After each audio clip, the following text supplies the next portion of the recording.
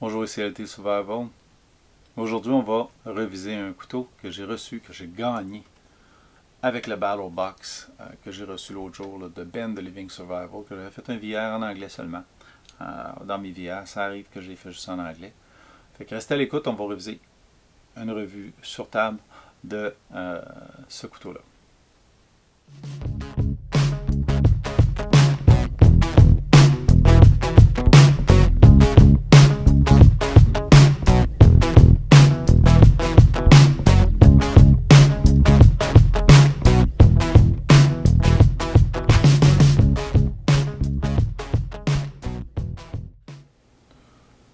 Comme je disais à l'intro, le couteau 511, là, de la compagnie 511 des équipements tactiques.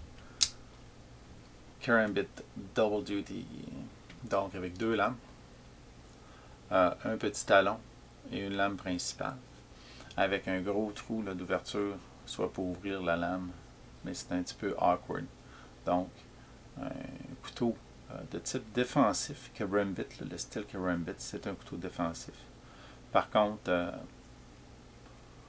la façon de tenir le couteau, parce qu'il y a deux lames, est un petit peu awkward. La meilleure façon de le tenir, que j'ai remarqué, c'est vraiment quand la primaire est fermée, on met notre petit doigt dans l'anneau, qui est dans le trou qui devient l'anneau Karambit, et là on peut l'utiliser en défensive, avec un pommeau pour striker.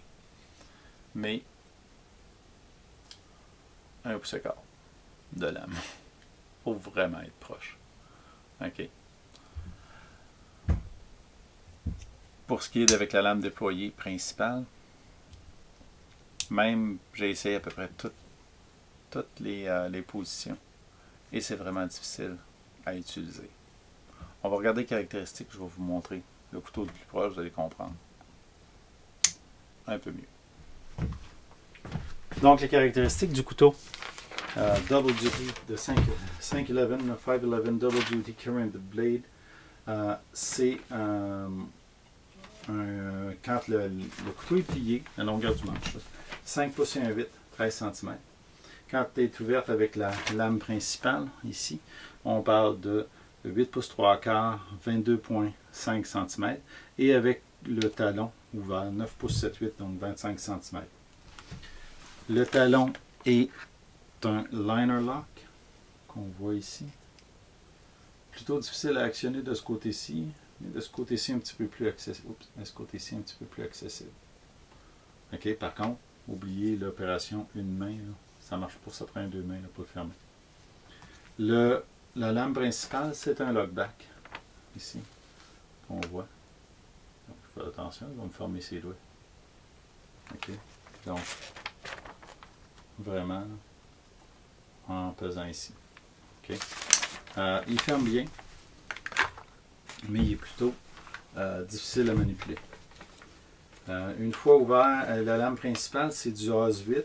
Okay, les deux lames sont en AUS 8, là, AUS 8. Le reste, c'est en stainless steel liner. À l'intérieur ici des écailles. Les écailles sont en FRN, donc Fiberglass Reinforced Nylon. Avec un fini black oxide là, dessus. 3 positions pour le clip. Le clip peut être tip up, tip down pour le port à droite ou juste tip down pour le port à gauche. Et voilà, ça conclut là, les caractéristiques. C'est quand même un très beau couteau, là, très original au niveau de sa construction. Malheureusement, comme vous avez pu voir, il est plutôt un petit peu awkward là, à opérer. Vraiment, la seule partie qui se déploie bien, c'est le talon. Quand on a le petit doigt dans le trou, là, okay, parce que le trou est tellement gros là, que c'est comme il faut vraiment faire le tour là, pour aller le porter. Puis une fois que tu as déployé celui-là, renverser pour essayer de venir chercher le talon, très difficile. Donc, très très difficile d'opérer. Pour ce qui est d'un couteau utilitaire à porter tous les jours, pas pour moi. Il est quand même d'une bonne épaisseur. il est aussi difficile à manipuler, là, comme même la lame principale. Puis une fois que la lame principale est ouverte, tu as comme 1 pouce, là, une bonne distance là, avant d'être sur le bord. Fait que pour travailler, c'est comme, on dirait qu'on est sur le bout des doigts là, pour travailler. C'est juste une impression que j'ai parce que j'aimais beaucoup la shape. J'aime beaucoup quand même le design du couteau. Il n'est pas pratique. Pas pratique pour moi, pas pratique pour l'autodéfense, pas pratique pour tous les jours. Donc, c'est dommage, c'est parce que c'était un motard de beau couteau. J'ai pas mentionné, mais il venait aussi avec quelques vis de spare et un petit wrench là, pour pouvoir changer les fils de bord et pour pouvoir démonter le couteau quand nécessaire. À 70 $ US, c'est cher pour un couteau novelty. Tu sais, on est capable d'avoir des Ganzo comme ça pour moins de 20 $. Et quand tu payes 70 $ pour un comme ça, c'est pas le fun, c'est pas aussi intéressant. Si je prends ma feuille d'évaluation,